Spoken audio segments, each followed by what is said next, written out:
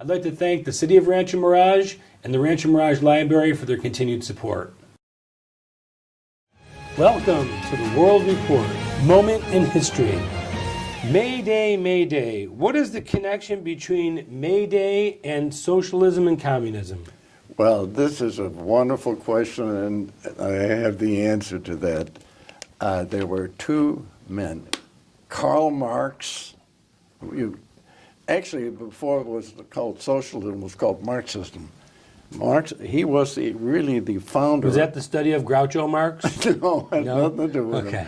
And Friedrich Engels, who was an intellectual, they got together and they said, we've got to do something about the world. You know, the empires, the people that don't have anything live their whole lifetime without anything. They felt that there should be an equality for everybody should be on the same basis. So equal misery. Equal, yeah.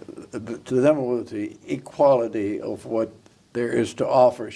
The people that are very wealthy should give to the poor people that don't have anything, and so that everybody would be at the same level. Well, the whole thing was ridiculous. And then, of course... It goes against human nature. It goes totally against human nature, but that gets to the next point. Once it became a factor, it was being taken advantage of. Socialist governments originally were there to unseat the existing power structure. And, you know, it's interesting that communism came very close to taking over all of Europe at the end of the Second War, without going on to all the evolution from socialism to communism. Communism is really a name of a group that would have total dictatorial structure over a nation, and using socialism as a basis. See, if we get in there, everybody will benefit from what all these wealthy people are holding on to themselves. But what we tend to forget right at the end of the war, it was the Russian army that defeated Hitler. Let's not kid ourselves. If it hadn't been for the Russian army finally getting their act together, and didn't they, I mean, wasn't their retreat part of it too? They kind of drew the Germans into one of the worst winters ever seen in Russia? Not quite. I think Stalin was a fool.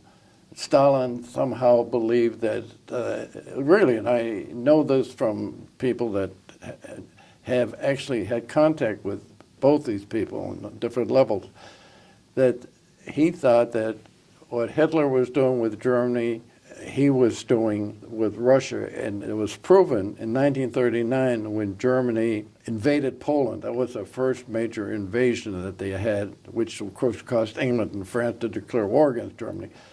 But before they did that, they secretly made a deal with Russia that you can have the eastern part of Poland, we'll keep the western part of Poland. That's basically what happened.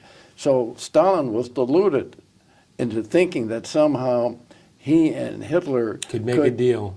They made a deal, and that the guy Schulberg, who was the ambassador to Russia, was really very friendly to the Russians, and couldn't believe it when he heard that the Nazis on June 22nd, 1941, went across the border and caught the Russians totally unprepared. And that was Stalin's fault, because he really believed the Fuhrer, Hitler, was doing a good job. Sounds like Chamberlain. Well, it wasn't Chamberlain. Chamberlain could easily be replaced.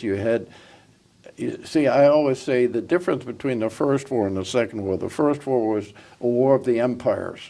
The big empires were destroyed by the First War. The Second War was a war between the two maniacs who controlled the two best armies in the world at that particular time. So what does May Day have to do with all of that? May Day was a day that Karl Marx and Friedrich Engels picked out as a worker day to venerate the worker who was, by the sweat of his brow, was making the world a better place. So now it's become a day to protest and loot and cause chaos and burn things down and start fires and riots and Boy, how things have evolved, huh? That's how they always do. Unfortunately, in our world, that's the way the power is always the ultimate desire by dictators. May Day. I'd like to thank the City of Rancho Mirage and the Rancho Mirage Library for their continued support.